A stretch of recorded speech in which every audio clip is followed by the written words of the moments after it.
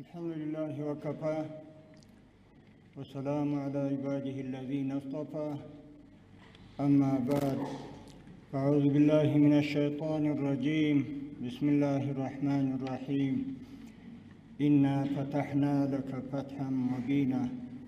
صدق الله العلي العظيم وصدق رسوله النبي الكريم د افغانستان اسلامي امارت د کابینې قدرمنو مسؤلینو په تالار کې حاضرو مخورو او مجاهدینو وروڼو او د افغانستان ملت ته السلام علیکم ورحمت الله وبرکاته.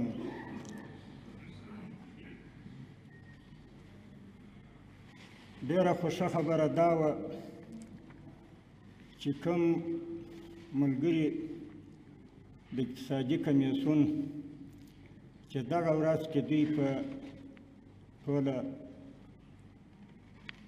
د امضا په وخت کې حضور درلودی، کاشکې نن هم ټول حاضر وای نو ښه خوند به کولی، ځکه دا د دوی د تکالیفو د دوی د زحمتو یو داسې ورځ وه. زه په یو سفر روان وم، پیشلمې ته راکښېناستو، انشاءالله زما لږ په یاد دي چې په هغه وخت کې به وسیق صاحب و که خیرالله صاحب و که ارفا صاحب ما پوښتنه ځینې وکړل مال څنګه یاست؟ ول اوس دا یې پیشلمې ته د دوی څه موږ ولاړېږو، یعنې زموږ جماعت و پیشلمی تقریبا د دوی سره پر میز و. نو کم خلک یا کم چا چې د بهره څه موږ ته کتل یا اورېدل هغه شاید داسې یو بل فکر ورسره و. خو لله الحمد دغه سیاسي کمیسیون چې کومې قربانۍ و ستړیا او تکالیف ورکړي او په افغانستان کې کومو مجاهدینو چې قرباني ورکړې ده دا دواړه جفت سره روان وه، نو ځکه الله پاک دغسې یو بېساري فتوحات ورپه نصیب کړه. د کب لسمه د افغانانو په ویاړلي تاریخ کې له مهمو او ارزښتناکه ورځو څخه یوه ده. 3 کاله وړاندې په همدې ورځ افغان مجاهد ولس د دوحې تړون په لاسلیک کولو سره په افغانستان کې د 3یم نړیوال اشغالګر امپراتور پر تابوت وروسته میخ ووهه. دې تاریخي حادثې د افغانستان په معاصر تاریخ کې یو نوی باب پرانیست چې افغانانو که د تورې او مبارزې ډګرونه په مېړانه ګټلي دي، د سیاست او مذاکرې په میدان کې یې هم خپله وړتیا او استقلال ثابت کړی دی. یقینا که موږ وګورو خپل ځان درښیم چې په سیاسي امورو کې ما فکر نه کاوه چې بیخي یعنې هر څه چې به م فکر وکړي چې ما دې د یو چا سره یو سیاسي خبره په یو ځای کې کړي او زه دې په دې پوه سوی یم چې دا سیاسي خبره ده، معنا دا چې هېڅ نه پوهېدم. خو بیا هم په هغه ځای کې که څه علما کرام را سره وه هغو هم الحمدلله ټول تفویض د امورو خپل د دې کار یو اعلی ته کړی و. موږ ټول باور و اعتماد پر الله و چې الله به موږ ته کومک کوي او موږ سره به نصرت کوي. بیا د علما کرامو سره الحمدلله داسې علم ورسره و چې زه د هغو د شاګردانو په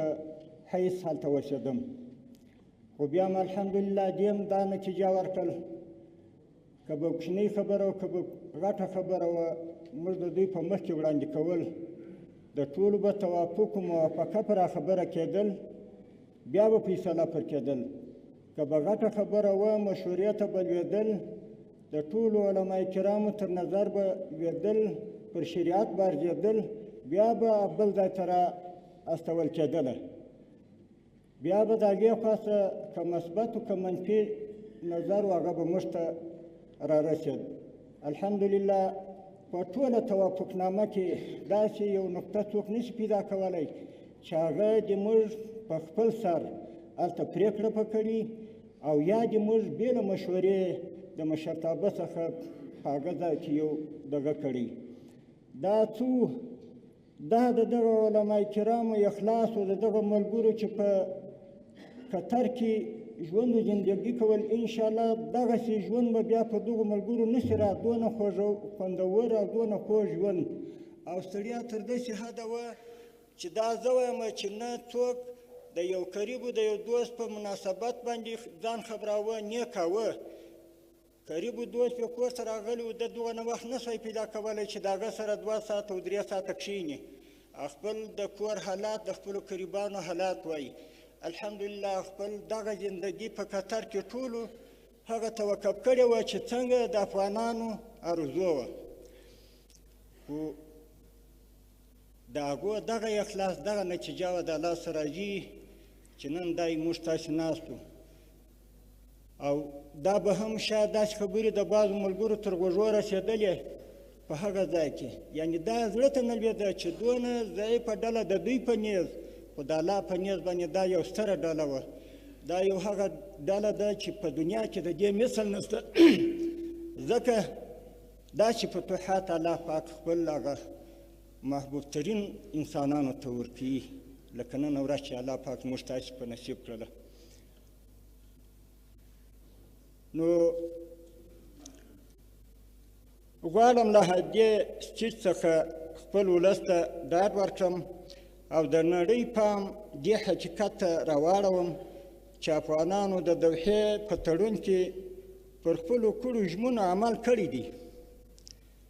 کوم تړون چې موږ د امریکایانو سره کړي هغه تړون باندې تر اوسه موږ مخالفت نه دی کړی دا چې ټولګډونه حکومت یې رامنځته کړی چې د هېواد ټوله قشرونه ځان پکې ویني د هېوادوالو امنیت یې ساتلی د هغوی د اقتصادي پیاوړتیا په موخه یې کوټلي ګامونه اخیستي او نړۍ چې د افغانستان د خاورې د نه ګواښ اصل یې پر ځای کړی دی د الله سره راځي که وګورو د امنیت په چارو کې 40 ولایتونه چې 200 ولسوالۍ څه بلابود په دې ټولو ځایونو کې داسې کلی نشته ولسوالۍ خو څه کوي چې په هغې کې دي د افغانستان د اسلامي امارت فرامین نه جاري کېږي هغه که غر دی که شله ده که اواره ده الحمدلله ټوله فرامین د امارت په هغه ځای کې جاري کېږي یعنې یو کلی نشته چې د امارت تر تسلط یې وتلی دا په هیڅ وخت کې داسې نه ده پېښه شوې تېر نظامونه خو زموږ نه دي په یاد خو په دغه اوس چې دا 45 کاله د دوی په لاس زموږ په لاس دا رقم نه دي شوي خو نن ورځ الحمدلله امارت د افغانستان اسلامي امارت دې ته رسېدلی دی چې یوه لویشت مځکه د دوی تر تصرف وتلې نه ده خو برعکس امریکایي لوري نه هم د مذاکراتو پر مهال خپلو کړنو ژمنو ته وفاداري ونه ښودل چې افغانان بندیان په ټاکلې نیټه خوشي کړي زموږ سره یې وعده وکړله په خپله وعده چې په دغه وخت کې به موږ دا بندیان ایله کوو خو بیا هم هغه د بندیانو تسلسل دونه زیات و خو الحمدلله د ملګرو یو داسې کلک عزم و چې هېڅ چاته یو مایوسي نه شوه پکې پېښه دوی چې زموږ سره د وتو کوم عزم کړی و لکه شیخ صاحب محترم چې اشاره ورته وکړله چې 14 ورځې وې هغه تقریبا 18 میاشتې ته ورسېده ناکمه خبره چې ما تر مخ کول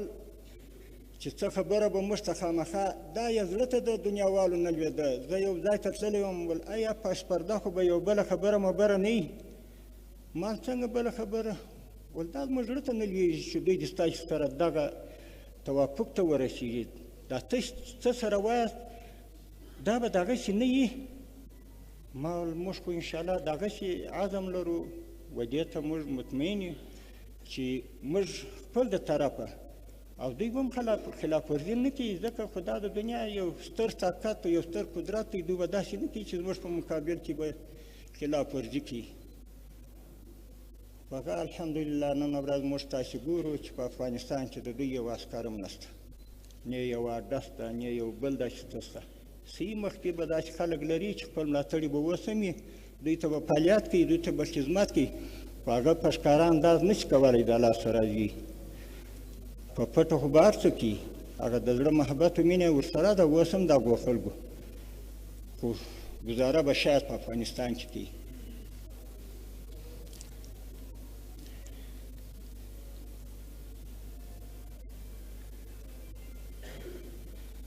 خو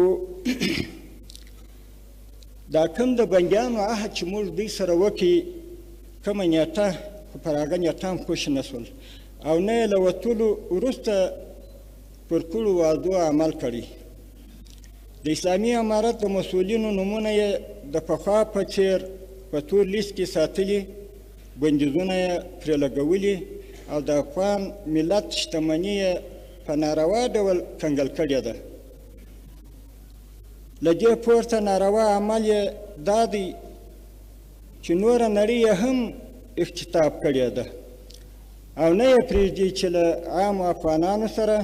په اقتصادي، تجارتي او بانکي چارو کې تعامل وکړي. دا خو لا څه کوي چې دوی خپل تعامل زموږ سره په هغه اندازه کړی دي. آیا نور هېوادونه هم دې ته هڅوي چې د افغانانو سره تعامل ونه کړي؟ دا د ده توافق و د امریکایانو چې زموږ سره یې وکړي او اوس دنیا موږ ته وایي چې تاسې خلاف ورزي کړې ده، تاسې عمل په خپلو هغه کړنو نه دی کړی، په خپلو وعدو نه دی کړی. آیا دا اوس چې ده داسې یو شرمنده عمل وکړي چې کوم څه د افغانانو د ولس لپاره څه جمع سوي چې هغه کمې پیسې وې، دا دوی ګیر کړلې، دا دوی د ځان لپاره عار و شرم نه بولي، دا خو د امارت پیسې نه وې، دا خو د ولس پیسې وې. یعنې دا خو دا اوس چې کوم حکومت پر سر د اقتدار په افغانستان کې الحمدلله دی، دا دې ته ضرورت نه لري، دا ولس ضرورت دې ته لري، خو دا هم دوی د خپل ځان سره ټینګې نیولي دي تر اوسه پورې. کوم د ډاکټرانو تنخواګانې چې په افغانستان کې چې څو 3022 غټ شفاخانې او کلینیکونه دي، د هغو د ډاکټرانو تنخواګانې هم بندې کړلې. یعنې دا د داسې خلکو د شانه سره مناسب دي چې داسې یو ستر طاقت و قدرت په دنیا کې بل نه لیدل کېږي او نشته. خو الحمدلله د افغانستان دونه فضلات په شرمندګۍ ووتی چې تر اوسه به په بل هېڅ یو هېواد کې په دغه رقم نه وي وتلی. او کوم هېواد ته چې دوی تللي دي، دوی خامخا هلته خپله ځالګۍ پرېښې ده. یوازې یو افغانستان دی الحمدلله چې د دوی ځالګۍ نه ده پکښې پاته. هغه څوک چې خپل د زړه مینه او محبت اوس هم لري، د هغو سره الله دې هغو ته هدایت وکړي، الله دې هغو د دوی د تسلط و د دغه څخه خلاص کړي چې خپل ملک او د خپل ملک و آبادۍ ته متوجه شي.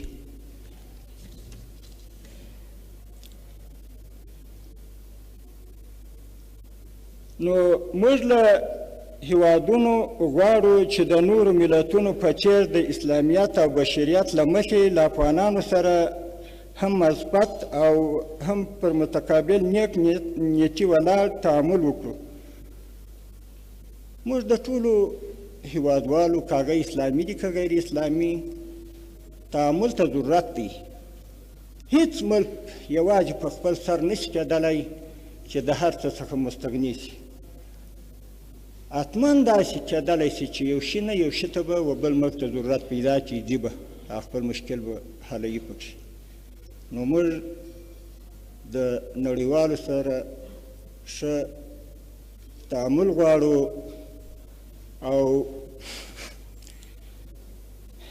متقابل نیکنیتي په نیکنیتۍ ولاړ تعامل غواړو د هغو هېوادونو په څېر چې تازه یې د افغانانو د ثابت حق په اړه نیک ګام اخیستی، دوی هم ګام واخلي او په هر څه کې خپل استقلال په ښه توګه ثابت کړي. کومو په نږدې کو چې کومو هیوادو نیکنیتي ښودلې ده او موږ سره یې تعامل ښه کړی دی، نو موږ د ټولو هیوادوالو څخه دا غواړو چې د افغانستان د حکومت د ولس سره خپل نیک تعامل وښیي او نور دنیا ته دغه د تبعیضو دغه خبره ونه کړي چې د افغانستان سره باید څوک څه ونه کړي، څوک مرسته ونه کړي، څوک همکاري ورسره ونه کړي. که یې وکړله دستي د ده په تور لیست کې دي.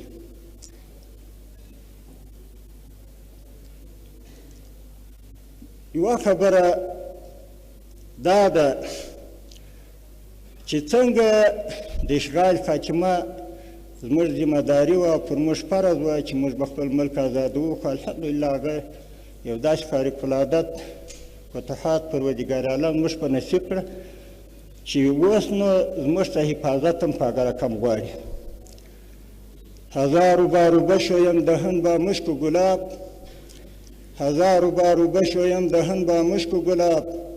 هنوز نام تو گفتن کمال بهدبی است.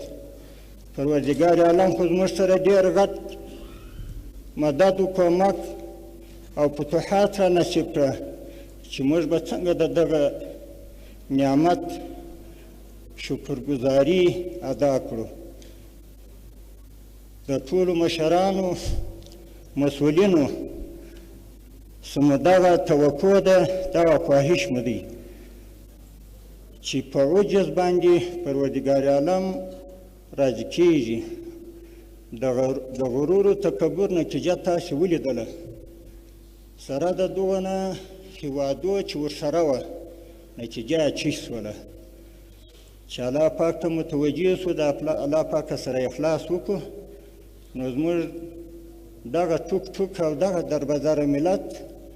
او دغه نظام به څه دوام وکړي چې خپل په ګریوانو کې وګورو چې موږ کوم عمل ترسره کوو، د ملت سره مو څنګه ژوند و زندګي ده، په خپل مابین کې مو څنګه زندګي ده. الله پاک چې تر دغه لا ښه محبوبیت و مینه زموږ خپل په مابین کې راولي، لکه څنګه چې اوس هم الحمدلله شته. خدای دې تر دغه نورم زیات اخلاص او محبوبیت او مینه په خپل مابین کې زموږ را نصیب کړي. واخر دعوانا ان الحمد لله رب العالمين. صدق الله العظيم.